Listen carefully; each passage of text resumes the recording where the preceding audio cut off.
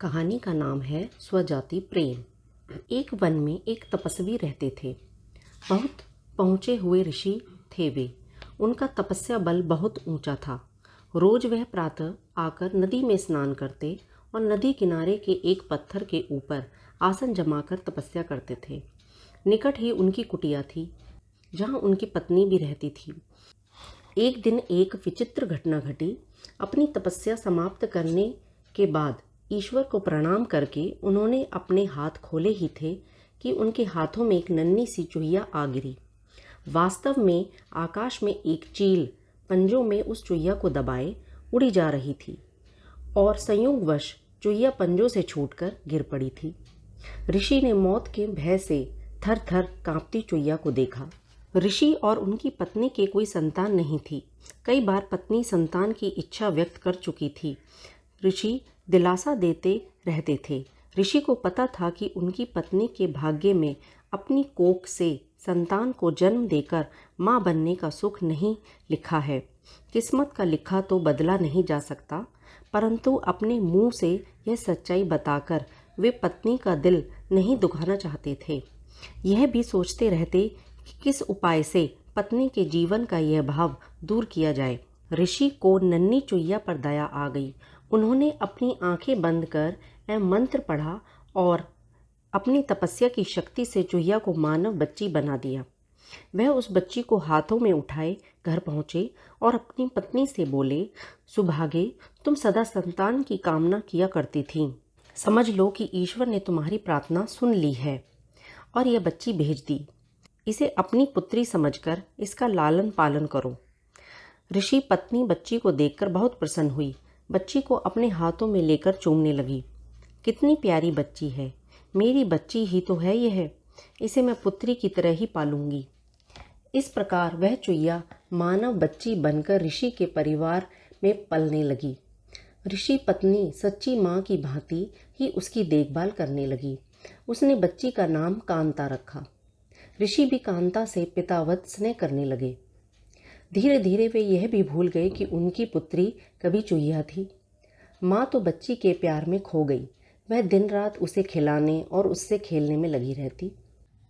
ऋषि अपनी पत्नी को ममता लुटाते देख प्रसन्न होते कि आखिर संतान न होने का उसे दुख नहीं रहा। ऋषि ने स्वयं भी उचित समय आने पर कांता को शिक्षा दी और सारी ज्ञान विज्ञान की बातें सिखाईं। समय पंख लगाकर उड़ने लगा। देखते ही देखते माँ का प्रेम तथा ऋषि का स्नेह व शिक्षा प्राप्त करती कांता बढ़ते बढ़ते 16 वर्ष की सुंदर, सुशील व योग्य युवती बन गई। माता को बेटी के विवाह की चिंता सताने लगी। एक दिन उसने ऋषि से कह डाला, सुनो, अब हमारी कांता विवाह योग्य हो गई है। हमें उसके हाथ पीले कर देने चाहिए। तभी कांता वहां आ पहुंची। उसने अपने केशों में फूल गूंथ रखे थे। चेहरे पर यौवन दमक रहा था। ऋषि को लगा कि उनकी पत्नी ठीक कह रही है। उन्होंने धीरे से अपनी पत्नी के कान में कहा, मैं हमारी बिटिया के लिए अच्छे से अच्छा वर ढूंढ निकालूंगा। उन्होंने अपने तपोबल से सूर्य देव का आह्वान किया। सूर्य ऋषि के सामने प्रकट हुए और बोले, प्रणाम मुनीश्वरी, कहिए आपने मुझे क्यों स्मरण किया? क्या आज्ञा है? ऋषि ने कांता की ओर इशारा करके कहा, यह मेरी बेटी है, सर्वगुण सुशील है। मैं चाहता हूँ कि तुम इससे विवाह कर लो। तभी कांता बोली, यह बहुत गर्म है। मेरी तो आंखें चुंधिया रही हैं। मैं इनसे विवाह कैसे करूँ? ना कभी इनके निकट जा पाऊंगी, ना देख पाऊंगी। ऋषि ने कांता की पीठ थपथपाई और बोले, ठीक है, दूसरे और श्रेष्ठ वर देखते हैं। सूर्यदेव बोले, ऋषिवर, बादल मुझसे श्रेष्ठ है, वह मुझे भी ढक लेता है, उससे बात कीजिए। ऋषि के बुलाने पर बादल गरजते लरजते और बिजलियां चमकाते प्रकट हुए। बादल को देखते ही कांता ने विरोध किया, यह तो बहुत काले रंग का है, मेरा रंग गोरा है, हमारी जोड़ी नहीं जमेगी। ऋषि ने बादल से पूछा, तुम ही बताओ कि तुमसे श्रेष्ठ कौन है?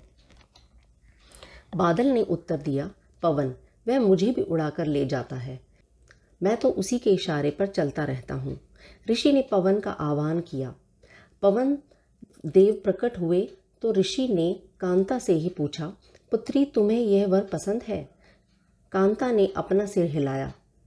नहीं, यह बहुत चंचल है, एक जगह टिकेगा ही नहीं, इसके साथ गृहस्थी कैसे जमेगी? ऋषि की पत्नी भी बोली, अब हम अपनी बेटी पवन देव को नहीं देंगे। दामाद कम से कम ऐसा तो होना चाहिए जिसे हम अपनी आंखों से देख सकें।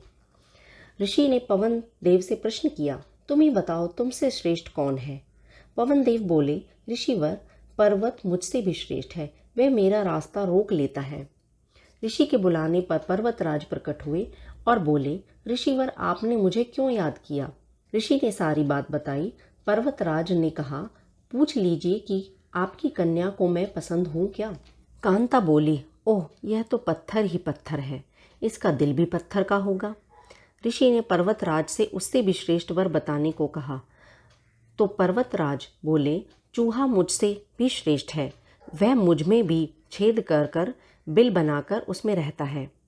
पर्वतराज के ऐसा कहते ही एक चूहा उनके कानों से निकलकर सामने आ कूदा।